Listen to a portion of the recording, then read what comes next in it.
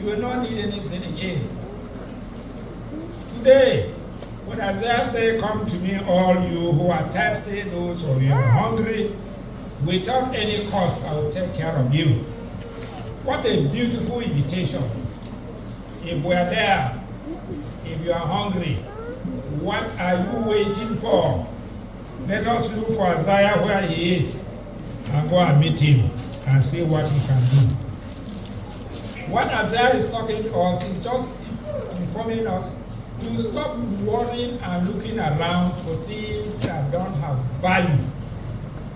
When I mean value, internal value. Basically, we need everything that we need to have. We need food. Food is important. We need money, which is very essential. We need hospitality. We need houses. We need cars for mobility. It's not for luxury. It's for transportation. We need everything that you need dress to look fine. Of course, yes. We need everything. Those are good to themselves. But what Isaiah is actually talking about is we should look for things that will also give us eternal happiness. Therefore, many people are looking for things, but the things are not bad, as I've said, but they cannot satisfy the deepest longing of human yearning. You may have everything, but you will still be looking, feeling empty. I don't know whether it has happened to many of you. You woke up today, one day, and you discover that you have everything. But there's something still missing in you that you cannot quantify. You are like, what else do I want again? Look at the foolish man in the Gospels, he's told me to sometimes. He had everything and sat down and said, "My soul, you have every a la carte, everything you need. What do you need again? Relax and enjoy your life." And the story is being told, they say, "You this stupid man. Today your soul has been demanded." And as in the book of Matthew, it said, "What gains do you have if you win the whole world and you lose your soul?" You need all those things, but you still need there's something that is lacking in you, without which you are suffering from malnutrition or kwashiorkor, which is a spiritual disease that we need to take care of. With something spiritually that we are lacking in us. You have everything, but you don't have God. So, what are you? You look for food, you eat every day to nourish your soul, isn't it? Your body, sorry. You eat every day. You say, "I am hungry, let me go and eat." You look for something. "I am thirsty, let me look for drink." Depending on the type of drink, ogogoro, beer, palm wine, and whatever, snack or whatever, you look for all those things to quench your thirst. You say, "Yeah, you need this, you run for this, and then you can't run for this." But at the end, there's something missing. What can you look for to satisfy the soul now? You have looked for something that can take care of the bodily needs. But what about the soul? The soul is starving because the soul is without God. And as such, once the soul is without God, any other thing you have gotten, as people will say, it is buncombe, or it's a bullshit, or it's whatever you can call it. It's nonsense. Because you have gotten all these things, or which at the end, whether you like it or not, you will leave them behind. You will go with nothing. That is why it is said, human beings who are born into the world, we come with empty-handed. We suffer and run around and cause trouble and kill people and bewitch people to get all these things, all these qualities that we will gather to ourselves. We gather them to ourselves. But at the end, we go and leave them behind. Whether you like it or not. You will never go with nothing. We need to have all the monies. Allah, if they want to bury you with money, I must break that grave. I will carry it. It's not your own. You are going as you came. So what is it? Because the soul at the end of it is starving. You have gotten everything, but your soul is still hungry. And you will go back with the hunger that you will never face God, because you have refused to come to Him when Isaiah was busy calling. He's not calling you to come and carry a Volkswagen. He's not calling you to come and carry a RAV4. Or he's not calling you to come and carry a car. He's not calling you to come and receive a key on 180. He's not calling us to come and have the rice and the beans and the a la carte and all the magazine chops that we want. He's not calling you to come and receive all the kind of drinks you want. No, that is not what Isaiah is calling us. He's calling us to come and receive the satisfaction of our souls. Material things, yes, we can get them at our beck and call. But the spiritual food we need to come before God. That is what Isaiah is calling each and every one of us to do. So never ever neglect our prayer life. The Eucharist that will come here today. What are some of us? I don't need to come to Mass. I have gotten what I want. So what is it? I have my cars, I have my food, I have my money in the account. Why do I need to come and waste time in the church? Relax. You are now sleeping in the house. Yesterday you went for a party, you just came out, you're sleeping and snoring. You got up today, you drink your coffee and whatever you want to do. Eat everything you want. Why should I go and waste my time sitting in the church, sitting on the bench, listening to that stupid man called Canasa? That is not my business, it's your business. So my brothers, Isaiah is calling us to come to him. The Eucharist that God has given us is there every day for us to at least nourish our souls, so that we will not become malnutrition. We cannot become suffering from kwashiorkor or malnutrition. This is the soul that God is after, and that is what Isaiah is calling you and me. St. Paul in the second reading, what is he telling us? He asked a simple question. What is it that will separate us from God? We have every reason to separate ourselves from one another. Husbands have 10 reasons and a diagram. Wives have 20 reasons with so many diagrams they give why they want to separate from their husbands and wives, each other. They even go to court. They even go to police station last week. In operation of mine, not here in St. Sylvester, took his wife to the police station and was telling the police, separate me from my wife. It was one of our members said I was the police officer, the lady here. Say, my friend, you are stupid. We don't separate you from the police station, we go to court. So we take ourselves to court and separate ourselves from one another. We give reasons. You separate from your friends, you have reasons. Everybody gives reasons. Today you are not in the church, you give reasons. Oh, I'm tired. You give reasons why you don't do certain things. It is said, when you want to kill a dog, you give that dog a bad name. This dog they talk shit. This dog they do this. Which dog they talk shit?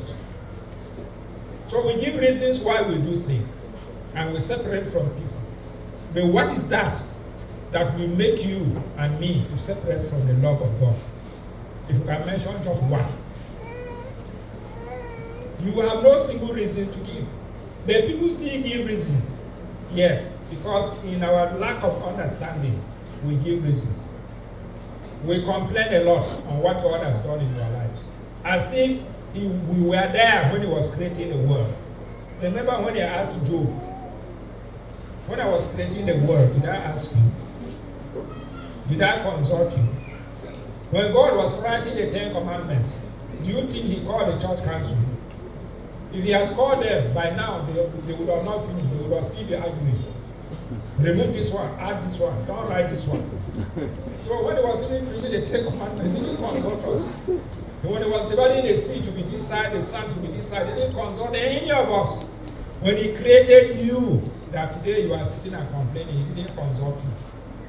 Purely his love and generosity that he brought us. But today, we give reasons, even why we separate from God. Go to funeral houses, go to listen to people giving their complaints. At the end, they zero it on God. When I go where somebody is bereaved, I always go closer to people who are crying and talking so that I will listen to them. I always tell us, if you see somebody crying, don't stop him. Never allow him to cry. When he cries, he will empty the deposit of his heart. And then he will be okay. But if you stop him and he stops, when he's not ready to stop, he will cry afterwards again when you are not there. So leave people to cry, just sit and look at them. Be their companion as they are crying, but you don't cry. Not looking at them cry. So allow somebody to cry. Say all what he wants to say. At the end, you'll be okay. Very, very okay. Psychologically proven. No doubts about it. So when you go to people, I go to funeral homes and I see people crying, they are saying certain things. you will understand the anger in which they are coming from. Some will be telling God, God, why did you do this to me? Why did you take my husband at this particular point in time? Why did my wife die? Why this and that? Why this and that? Why did my child? Why did you do this to me? God, I have been doing, they will start even telling him as if they have been paying taxes to him. Insurance policy. I've been doing everything in the church now. And they pay time. And they do collection. I contribute to church. I do everything. God, why did you do this to me? And you know one funny thing with God? He will keep quiet and be looking at you. He will not say a word. Because his ways are not our ways. We will not understand God. It's a mystery. As it's always said, the day men will start understanding God, God will cease to be God. I told you a story some time back of an old man who was traveling with his only child, and they were waiting for the train. So the man fell off, dozed and slept off. And when the train came, the child was so anxious, happy seeing the train. So he went close, and then he slept, and the train crushed him. And people screamed, and the man got up and saw the body of his child being in pieces. So he heard the pieces and was running around the railway station asking people. And finally he asked, God, where were you when the train was about to kill my child? Nobody answered him. He didn't hear any answer. He kept on asking and moving around. The old man was reading his newspaper, adjusted his goggles, and told him, Mr. Man, God is still where he was when the train crushed your child. So God is always there. We can lay all the complaints we want. We can say anything. That should not separate us from God. God is still God, and he knows why. His answers, his ways are not our ways. So don't accuse God for whatever has happened in your life. Rather, thank him for whatever he has done. It's best known to him. That's why I tell people, if you dream that it is raining and you finally get up and discover the sun is shining, thank God. The weather has not come to an end. Sometimes you think God has forgotten about you. We ask questions, God, where are you? Why did you forget me? God has not forgotten about you. It's still there. You only don't understand. It is maybe you that have forgotten about God. God will never forget about us. He is always present. He is always present and everywhere around us. He will never forget us. So never ever conclude that God has forgotten about you and me. He knows our problems. He knows those problems. By the time he solves them, you will not even know. Because God works on crooked lines. With the way he does his things, not the way we do. Sometimes you see people at funerals crying. Now that this person have died, the word has come to him. What will I do again in my life? My own don't finish. Come back after 2 weeks. You will see that person eating and drinking and smiling and laughing. He has forgotten that the person died. It is not that God. That is God for you. Something will happen, you think that is the end of your life. It is not. It's not the end. It is always said, where the desert ends, the green grass grows. So something must happen after that. God is wonderful. He can never forget about us. It is we that forget him because we have arrived. We think we have arrived. Then when we forget God, something happens, we start running back to him as an insurance policy. Never, ever, in whatever circumstances, whether sickness, should not drive you away from God, should not separate your love for God. Whether riches, no matter how rich you are nothing before God. Your riches amount to nothing. They are mere dust. So, riches should not separate you from God. Some people, once they are rich, what is God again? Once they get what they want, what is God again? The examples are there. Look at the Titanic. Some of you who have watched that film. There are some basic lessons in that. So many things. Not about only love. Some of you want to talk about Jack and the other lady. No. The beginning of that film is very, very important. They honor the person who manufactured that ship. What did he say? When he finished, he fed their salary. He said, even the hand of God cannot sink this ship. They were bluffing. Because he thought he had manufactured something like that. And the very day that ship sailed, he sank. iceberg, common iceberg. Who created that iceberg? God. In the sea, it's rubbish. That was the end of it all. And he also died with the ship. So don't ever take off for granted. Don't think you have arrived, therefore God is nothing. He is something. He will bring you from that height to dust. No matter how high you can be, as tall as the mountain, Kilimanjaro, he will level you at a given appointed time. So what makes you feel you have arrived, or you are this, or what makes you feel you are too little, that God has never cared about you, no matter how minute you are? He said, even the hair on our head is being counted. Look at the sparrows flying around. None can drop without God's knowledge. So he knows us. God knows us by our names. The devil knows us by our sins. So God has all our names on his lips. He knows us, he sees us. So never feel you are too big for God. Never feel you are too inferior for God. No matter how minute you are, God still loves you, and he still sees you and me. That brings us to the gospel reading today.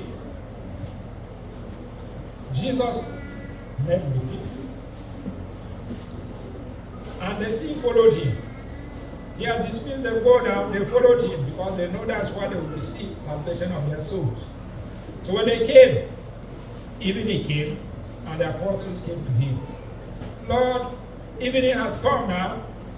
Send these people away so that they can go to villages and eat food and sleep. Jesus said, no, I will not send them away. Give them food yourselves to eat. Jesus will not get anything, no. 2 loaves, 5 loaves, and 2 fish. What is that to them? And what did Jesus say? Bring it to me. And when they brought it to him, he blessed it and gave them to share. They shared, the apostles shared. God did not share, the apostles shared. And they said they ate and ate and ate and ate and ate. Today they are still eating. And it remained 5, they carried thousands of baskets. About 5,000 men were counted. They didn't count women because nothing they plenty too much. So they didn't count women and children. They only counted the men, who matters. So imagine that sea of humanity that were fed. Do you notice something there? Something happened there. The story is told, I don't know, but I'm very sure, that this young man was sent by his parents, go and buy bread for the house in the evening for our supper. The young boy went to the merchant and bought bread and 2 fish. On his way back, he saw Jesus preaching. And his boys, now you know them, he came and stood, put in bread. They listened to Jesus. And then when the evening came, they now said, let people go. Andrew with his busybody saw this young boy with 5 loaves and then told Jesus, somebody there here with bread. Ordinarily the boy would have refused. No, my mommy sent me, my daddy sent me, let me run home. He would have run home with the bread and the fish. He submitted the bread and the fish, and then they gave it to Jesus. Now, the little the boy had, with the crowds, he gave it. We are told that Jesus blessed the bread and gave it to him. You see something that happened there. When evening came, the people were supposed to have gone home. Even though they were hungry, they still remained and stayed back. They didn't go because they were hungry. So is it hunger that will separate you from God? No. The people who are hungry, they still remain behind to listen to the word of God for their souls. It was already evening dark. They had no place to sleep. But they still remain for their souls. They did not go home. Is it the houses that you have burnt? Is it the mansion that you have gotten that will separate you from the love of God? As St Paul has asked? No, they remain. Isaiah said, come to me. When they got the bread, Jesus said, bring it to me. He didn't say, take it and distribute. He said, no, bring it to me. Isaiah already told us in the first reading, bring it to me, come to me. So they brought the bread now to Jesus. And what did Jesus do? He took it to God. He presented it to God. Why can't we bring our problems to God? See how little the bread was. Having the bread does not mean we have gotten enough, so we run home. No, the little boy said, no, it's my bread. We go, no, he stayed behind. And what did the bread do? He multiplied. So if we bring our problems to God, in as he has done the miracle of the bread, God's miracle are still happening today. He will still multiply our problems and our situation and make it better, transform it in our lives today. If we are ready to come to him. But because we have gotten, not the much we have gotten, but even the small you have gotten, bring it to Jesus, bring it to God, and see the miracle God will do. Our problems that we have, bring it and see. If Jesus can multiply 5 loaves, what is it that he will not do? You Nigerians want to say the miracle that Jesus will not do does not exist, isn't it? So he will do everything. Look at your lives and give a testimony to yourself. If we look at your life, certain things that has happened to you, if you are a business person, sometimes you sit and tell people stories of yourself. You say, Kai, if I tell you how I began my life, you will not believe it. And see what it is now. Have you not told that story? Some of you came to Abuja with nothing. You didn't believe you would be what you are today. Look at you today. Some of you started a small trade business, small. But look at how wide the shop is going. It is God. You wanted to build a house. You didn't believe that you would build a house. So you started by one molding block, maybe by buying one bag of cement over the years. Today, you are sleeping in that house and you are like, if somebody asks you to cross, how do you do yourself to cross? You don't understand. When a Nigerian tells you, you don't understand, then you should know how you started, and it's God that, don't think it's by your main power. It's God that has done those things in your lives, that you are what you are today. So why do we not come to God? Why go away from God? Because you lack. People have grown, their riches as tall as the mountain. They are not crumbled to square zero. So what will take me away from God? People with who you thought they were nothing, today they are something. It is God. Some of you girls, some of you women today, you see that sometimes you will regret. That guy toasted me, say, well, marry me, I refuse to. See today, see the position where he be. My God can't drive me to go marry this poor man. My God. Yeah, because you didn't believe that God will resurrect that person to where he is. You never believe. And some of you made the same thing. You saw that poor girl coming from a poor background family as a typical Nigerians today. When they want to marry again, they want to marry the daughter of a senator, a daughter of the House of Reps, a daughter of this. They don't want to marry a daughter of somebody who is a Nigand. We run away from those things. You cannot tell with that poor family girl, tomorrow you may do something. And you were there and say, Kai, I missed this opportunity. He don't go. You underrated her. That is how we underrate God and what he does in people's life. That is it. How do you know that person will be there? God knows everything. God has multiplied the bread in that person's life. What God wants us to do today, we should be like that little child. With the bread in hand, the family bread, he gave out. God has multiplied bread and has blessed each and every one of us. We have taken it in quantum now. What do you do? He is calling on us today. Share the bread and the fish with the neighbor. Remember, if the little boy have not given up the 5 loaves and the 2 fish, the crowd would have not gotten back.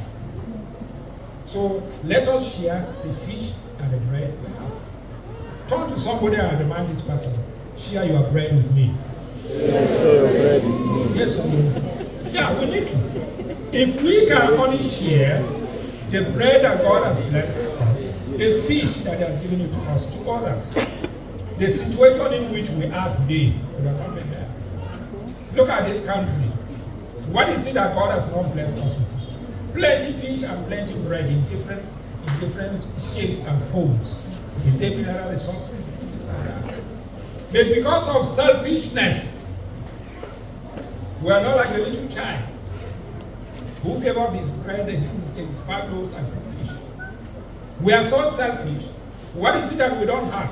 In a country like this, Nigeria, the richest country in the world, if I may say so, because we have everything. Oh, that's how one. Nigeria has everything. We don't need to be talking about every Nigerian supposed to eat with satisfaction. Nobody's supposed to stay hungry. Nobody's supposed to kill one another. We have enough. Nobody's supposed to sleep and be thinking somebody is coming to knock or break down my door. Nobody's supposed to be traveling and his heart is in his mouth. Nobody. We're supposed to live luxurious life. The Eden of Nigeria. We today want to show. People are put in position, just like the disciples. Take this fish, take these loaves, and share. If we were Nigerians that day, they would carry that fish and go home to their families. They would have not shared when Jesus gave them. On my own, carry water. They shared. If we can only be like the disciples to share, those disciples today are those who are in places, who are manning positions, who are in charge of taking care of you and me. God has given them the fish and the bread. They decided to pocket it to themselves with a selfish interest. Look at our younger ones suffering. God has given them, people in position, the bread and the fish. Call them so that they too will be disciples and fishers of men. So that they too can share. We always say, come tomorrow. Jesus did not tell the people to come tomorrow. He said, let them sit down. Give it to them yourselves. God is telling you today in that your office. That position that is empty. Call the younger generation and fix them there. We are busy shouting. There are leaders of tomorrow. How will they be leaders of tomorrow when you are cutting the ladder for them to climb to be leaders of tomorrow? When we are refusing to help them out. Many of our generation and younger boys and girls today have become POS merchants, local bank managers, having POS in their hand, sitting on mango trees. Is that what we send them to school? But you are there, sitting in one office, taking the salaries of 10 people. In the years, we used to call them ghost workers. Today, I don't know the name we have given. They are there, the positions are there. God has blessed you. What can you bless each other with? More than 2,000 years ago, they shared the bread and the fish and it remained. Today, even to see the scraps, you refuse some to see the scraps. Because you are blessed in a particular position, you think it is only you. But remember, you will not be there forever. I always tell us, our time is in God's hands. If they ask you how much do you have in an account, quickly you open screenshot and show this is it. You have time in your hand, your wristwatch or in your phone. When they ask you what time is it, 5 minutes to 9, you will say it correctly. But if God asks you, how much time do you have left on earth, you will not know. Every day we are told we march towards our dreams. Every day is a step. How many steps are remaining? You don't know. But you know how much you have in your account. Why can't we share the bread that God has bestowed and restored on earth to each one of us? You may claim you don't have any bread. You are telling lies and you are telling God that God is stupid. How many shoes have you? Since the beginning of this year, who wants some shoes? You have outgrown some of them. Some people don't even have. They have slippers. And under that slipper, there's a hole. And it's packing sand over their heads as they walk. What are you doing? You have clothes in your cupboard that you don't even know where last to wear some of them. It makes you to go for an occasion or even late. Who knows whether today's mass why you came late? Because you are deciding on which one to wear. You will check this one, no, this one, no, this one, no. And there are some at the tailor. And there are some people that come to church every day with their Sunday. And you are stupid ignorant to even laugh at them. This one will get another cloth. Every Sunday, this one will wear. Give him now. He has not gotten that bread. Share him. Give it to him. These are the things, simple things we need to do. This is how we can share the bread that God has shared and given to some of us. So my brothers, when we do these things, we are doing exactly what Christ is telling us to do. So my brothers, let us come to Christ as Isaiah has said. Let us not run away from God for what He has blessed us. Let us learn to share what God has given to you and me. And once we do that, on the last day, that is when our souls will not be satisfied with God and before God. It is not how much, what quantity and quality of things you have that matters. But it's your soul that matters and what we do to one another. May the Spirit of God touch each and every one of us, as Isaiah has said, so that we come to Him, seek goodness for our souls. May the same Spirit strengthen us, that in no matter what circumstances you may find yourself, rich or poor, we should not run away from God. We should all rely on God. And finally, if God has blessed you in one way or the other, learn to share with one another through Christ our Lord. Amen.